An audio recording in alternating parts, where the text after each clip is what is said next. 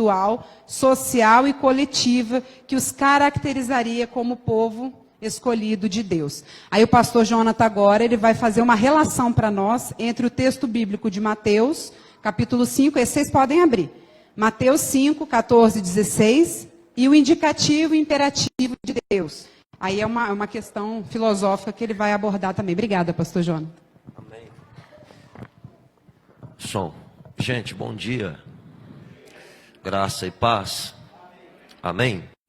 Em primeiro lugar, eu quero agradecer a oportunidade de estar com vocês e poder participar desse momento tão importante que é essa reflexão bíblico-teológica no que diz respeito à sociedade, bem como também a participação da igreja como corpo atuando em seus diversos contextos. Bom, eu quero fazer uma abordagem a princípio do texto, uma abordagem bíblica, teológica, e finalizar tentando conciliar uma abordagem filosófica a respeito da ética cristã. Bom, eu tive o prazer de ouvir Dr. Russell Shedd, talvez uma das pessoas mais piedosas que eu conheci, e de uma mente brilhante. Para você ter uma ideia, ele tinha 2 pós-doutorado em Novo Testamento, fundador da editora Vida, e um homem que tinha uma cultura bíblica enciclopédica. E alguém perguntou para o Dr. Shedd qual era a visão que ele tinha a respeito da igreja para daqui a 20 anos. Ou seja, qual era a leitura, o alcance que ele fazia do que se tornaria a igreja na sociedade brasileira daqui a 20, 30 anos. E a resposta dele foi fantástica. Ele disse o seguinte: a igreja inevitavelmente passa pelo viés da hermenêutica, isto é, a forma que nós interpretamos as coisas. Nós sabemos que existe um só Deus, amém? Uma só fé, uma só espiritualidade, um só batismo, um só corpo, uma só igreja. Mas, lamentavelmente, não existe apenas uma só interpretação. Não existe apenas uma só leitura das coisas. Mas, como cristão protestante, bíblico, nós precisamos entender que a leitura das coisas, tanto dentro do campo teológico, filosófico, sociológico e todos esses outros campos lógicos, a leitura deve ser feita a partir de Cristo. Isto é, Cristo é a chave hermenêutica. É a partir dele que nós interpretamos a Bíblia e é a partir dele que nós interpretamos também a vida. Então a grande questão é: a ideia de Deus, ao estabelecer a igreja, era justamente essa: colocar no mundo o padrão dele. De modo que a sociedade, ao olhar para a igreja, pudesse ter um norte, uma referência de qual é o padrão original que Deus estabeleceu para o mundo. E isso fica claro quando Jesus discorre a respeito desse texto. Nós estamos aqui dentro de um tópico, de um dos maiores sermões pregados na terra, porque foi pregado por Cristo, que ao mesmo tempo que era o pregador, era a própria mensagem. E aqui ele começa a introduzir na cabeça dos seus discípulos a ideia da cultura do reino de Deus. E aí fica a sugestão para vocês de um livro do Dr. John Stott, chamado A Contracultura Cristã, que é uma abordagem teológica a respeito do Sermão da Montanha, apresentando o Sermão da Montanha como uma estrutura da cultura do reino de Deus. Eu preguei essa mensagem aqui, nesse púlpito. Você vai perceber que Jesus enxerga a multidão, sobe o monte, se assenta com seus discípulos, e ele passa a ensinar, não a multidão. Versículo 1, capítulo 5, diz que ele passa a ensinar os seus discípulos. Isto é, essa é uma mensagem para nós. Jesus está ensinando a igreja. Jesus está ensinando a representação da igreja, os discípulos. E o que Jesus está ensinando? Valores, princípios. Ele começa a discorrer a respeito das bem-aventuranças. Ele vai falar a respeito da simplicidade, da humildade. Ele vai falar a respeito da misericórdia. Ele vai falar a respeito da passividade, de ser pacífico. E ele vai falando várias virtudes, introduzindo essas virtudes nos seus discípulos. Após essa interiorização da cultura do reino, ele diz: agora vocês são a luz do mundo.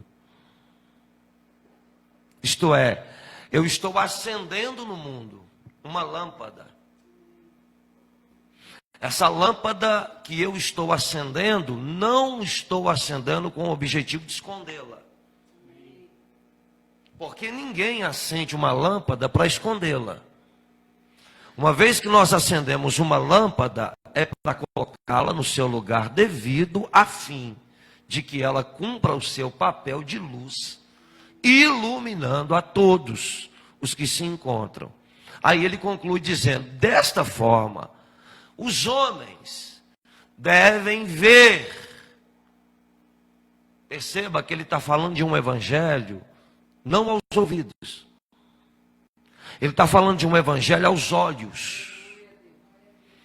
Ele não está falando de um evangelho que deve ser pregado. Ele está falando de um evangelho que deve ser vivido. Que os homens enxerguem as vossas boas obras e, assim, glorifiquem ao Pai. A obra é de vocês, a glória é do Pai. Então, a postura, a conduta é de vocês. E quem será glorificado com isso? O Pai. Por quê? Porque a partir dessa conduta, pessoas sendo influenciadas. A ideia central desse texto fala da influência da igreja. Bom, nós temos aí alguns dados que foi dito aqui. O Correio Brasiliense soltou uma nota dizendo que nós somos 200 milhões de pessoas no país. 200 milhões de pessoas.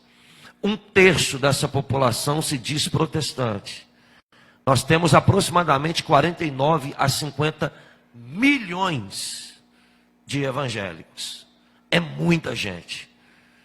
E a grande questão é: nós temos um crescimento assustador a título numérico e ao mesmo tempo cresce assustadoramente também as crises, tanto fora dos redutos da igreja como dentro. Você está vendo a crise que a gente está enfrentando na economia, na política, na sociedade, enfim. E dentro também das igrejas nós estamos enfrentando crises.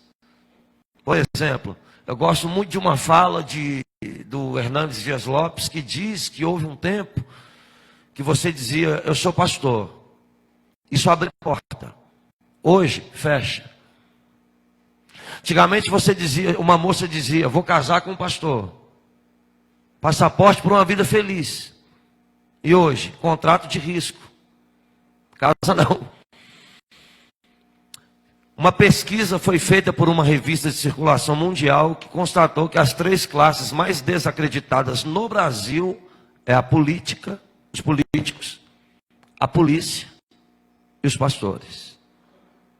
Então nós estamos vivendo uma crise sem precedentes no que diz respeito à nossa religiosidade, à nossa espiritualidade, e parece uma bipolarização, porque nós temos um crescimento numérico e nós temos perca de valores, perca de moral, perca de conduta, perca de princípios, perca de ética. Então, a grande questão a ser respondida é: o evangelho está oculto? Evidentemente não. O Evangelho foi revelado em Cristo. E eu gosto muito de citar uma frase de Charles Haddon Spurgeon, que disse que Cristo é o último argumento de Deus com os homens. E aí, o que eu vou dizer não é mais Spurgeon, é algo que eu acredito. Tudo que Deus tinha para falar com o homem, Ele falou no Filho.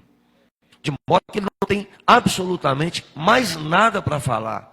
Se você quiser entender a proposta de Deus para a vida e para a eternidade, olha para o Filho.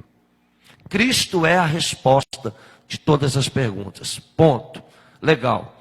Então, qual é a grande problemática da gente não estar vendo um posicionamento ético, um posicionamento mais incisivo por parte dos evangélicos na sociedade?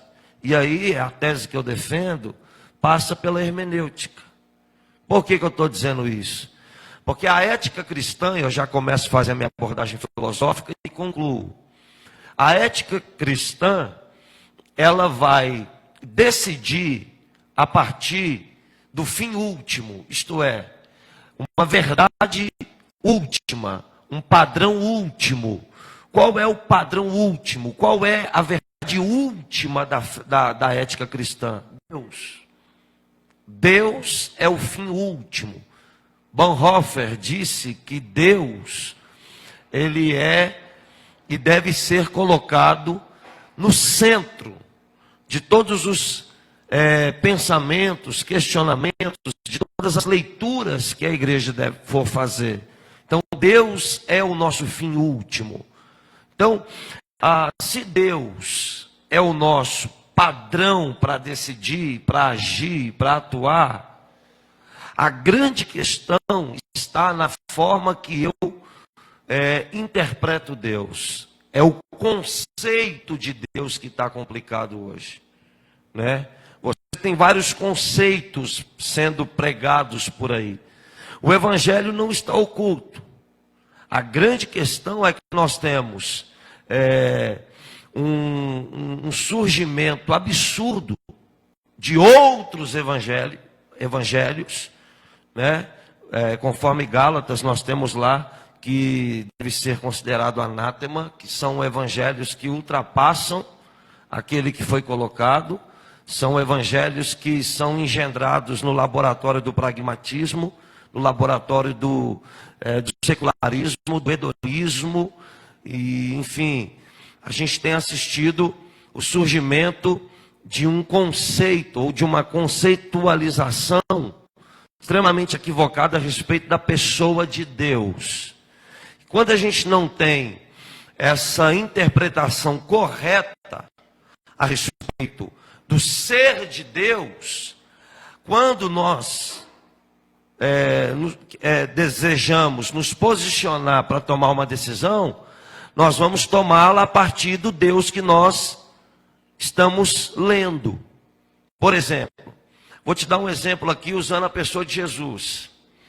Eu li um livro de Josh McDonald que diz, o título do livro é Jesus Mais que um Carpinteiro. E nesse livro ele diz o seguinte: ou Jesus é doido, ou Jesus é mentiroso, ou ele é Deus. Ou ele é doido, ou ele é mentiroso, ou ele é Deus. Se ele disse ser quem ele não era, ele é mentiroso. Se ele pensava ser quem ele não era, ele é doido. Agora, se ele de fato é quem ele diz ser, ele é Deus. Por exemplo, vocês ouviram o que Moisés disse? Ele está dizendo isso a judeus. Idolatravam Moisés, idolatravam a lei. Vocês ouviram o que Moisés disse? Pois esquece. Eu, porém, vos digo. Ou é doido, ou é Deus. Ele está mexendo na lei. Ele está dizendo, a partir de agora, a minha forma de interpretação é que vocês devem seguir. A partir de agora, a conceitualização de Deus e da lei é a partir da minha ótica. É aquilo que a gente não entende quando a gente lê aquele texto, vinde a mim todos vós que estáis cansados, sobrecarregados, e eu vos aliviarei. Quantos aqui já ouviu essa pregação sendo aplicada a pecadores? Os pecadores precisam se arrepender, venham a Jesus. Quem já ouviu isso? Mas não tem nada a ver esse texto com relação a pecador. Tomai sobre vós o meu jugo. O que é o jugo? O jugo, há 2000 anos, era a forma de interpretação da lei rabínica. Ou seja, era a forma como os rabinos interpretavam a lei. Então todo rabino tinha um jugo. E os seus discípulos, os seus talmidins, estavam sob o jugo de interpretação do rabino. Nos dias de Jesus tinha duas escolas. A escola de Shammai e a escola de Hillel. Shammai tinha uma interpretação da lei. Hillel tinha outra interpretação da lei. Por exemplo, Shammai dizia, no sábado você não pode carregar uma sacola, porque você está trabalhando. Hillel dizia, você pode andar. Pode carregar uma sacola desde que você não coloque muito peso nela. Então tinha discussões com relação à forma de interpretar a lei. E para você entender isso, é basicamente você tentar entender os tradicionais e os pentecostais. Batismo com o Espírito Santo, tem evidência de falar em língua? Para nós tem, para eles? Não, não tem. Então é essa discussão. Dentro dessa discussão, Jesus diz assim, vinde a mim. E tomai sobre vós o meu jugo. E aprendei de mim. Isto é, eu também tenho a minha forma de interpretar a lei. Eu também tenho a minha forma de entender o que Deus revelou. Ou melhor, eu revelei a lei. Eu mudo a lei. Eu constituo a lei. Eu faço como eu quiser. Eu sou soberano. Então vinde a mim e tomai sobre vós o meu jugo de interpretação. Então, para você entender Deus, você precisa entender a partir da ótica de Cristo, tá? Então, a hermenêutica básica é você buscar entender os atributos, o ser de Deus, a essência de Deus, Deus em si mesmo, tá? A teontologia, Deus em si mesmo. Quem é Deus na sua essência? Tá? E quando você descobre quem é Deus na sua essência, você vai buscar descobrir também, discorrendo disso, desembocando disso, quais as vontades de Deus. Tá bom? Então nós temos um Deus, número 1, absoluto. Absolutamente. Ele é soberano. Segundo, nós temos um Deus que ele é amor, que ele é santo, que ele é justo, que ele é verdadeiro. E você que não fugiu da escola bíblica dominical sabe quem é esse Deus, ainda que a título de informação, ainda que você não conheça intimamente, você conhece de ouvir falar. Legal. A ética cristã, portanto, para ser vivida, para a gente ter um resultado mais promissor na sociedade, para nós mudarmos essas estatísticas, para a igreja crescer não apenas numericamente, mas para se tornar de fato essa influência positiva, para a igreja deixar de ser motivo de chacota, de vergonha, de zombaria, e começar a ser respeitada, temida, aplaudida, reconhecida. A igreja precisa, sobre todas as coisas, buscar a hermenêutica correta, tomar o jugo de Jesus sobre si, olhar para Deus, para a Bíblia, para a teologia, para a sociedade, para o casamento, para a família, para os negócios, a partir da ótica de Jesus. Ponto. Legal. Por quê? Porque a ética cristã, ela define as nossas decisões a partir do fim último. O fim último é Deus, tá? E nós temos dentro da ética cristã, isso aqui é uma linguagem filosófica, uma estrutura. Nós chamamos de indicativo. E nós chamamos de imperativo. Obrigado. Então nós temos o indicativo e o imperativo. O que seria isso? O indicativo seria Deus, suas vontades, suas ações, e o imperativo seria a resposta da igreja, a resposta do cristão a esse exemplo de Deus. Então, vamos montar aqui uma estrutura rapidinho para você ver. Pastor Carlos, Deus. Eu represento a igreja.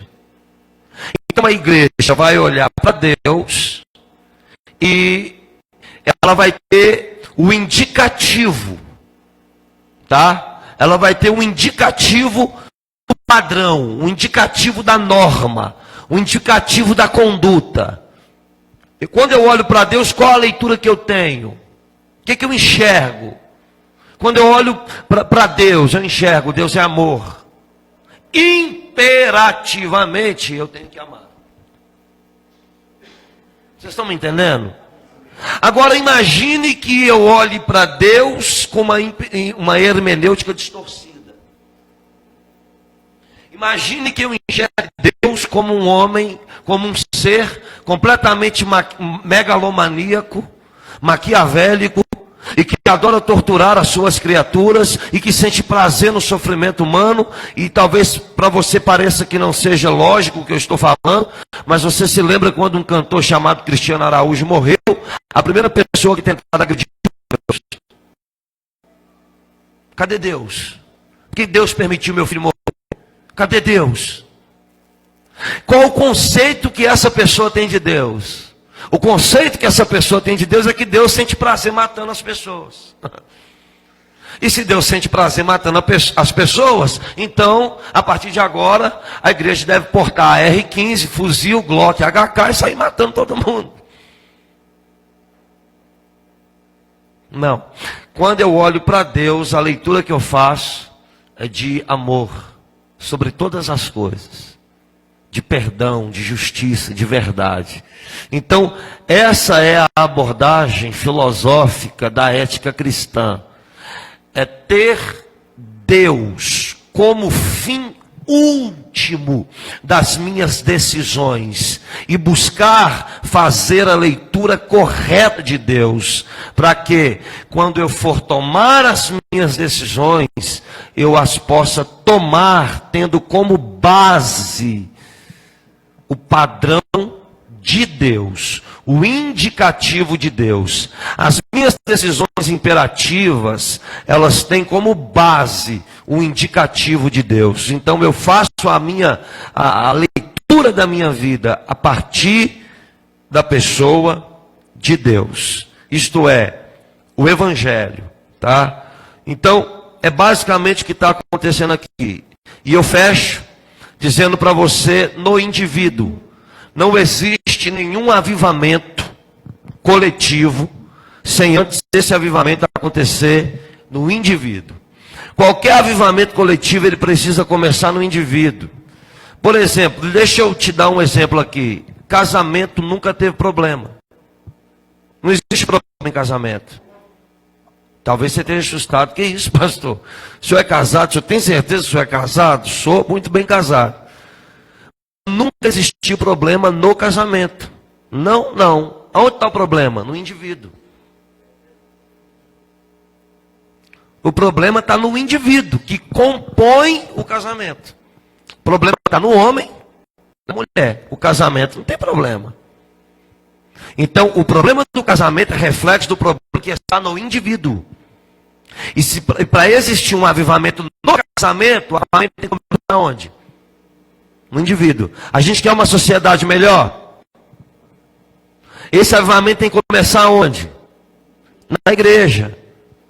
A gente quer uma igreja melhor? Esse avivamento tem que começar onde? Em você. Então nunca mais diz assim, a igreja está fria. É você que está frio. Ah, essa igreja aqui não glorifica, é você que não está glorificando. Você está entendendo? Então você precisa permitir que Deus faça o que fez com seus discípulos. Uma interiorização desses valores, desses princípios do Evangelho, dessa cultura do reino, de paz, de amor, de misericórdia, de fidelidade, de bondade, todas essas virtudes, humildade, tudo isso deve ser interiorizado em você. E ao sair daqui você vai olhar para Deus, para a sociedade, para as pessoas, para as suas decisões, tendo como fim último a pessoa de Deus, mas fazendo uma interpretação correta do ser, da essência e da natureza de Deus. Ok? É isso daí, muito obrigado, Deus abençoe a todos. Bom dia a todos, a paz do Senhor Jesus, amém? Obrigado ao pastor pela colocação teológica e filosófica aqui, diante da problemática que nós estamos abordando na manhã de hoje. Obrigado aqui a Patrícia.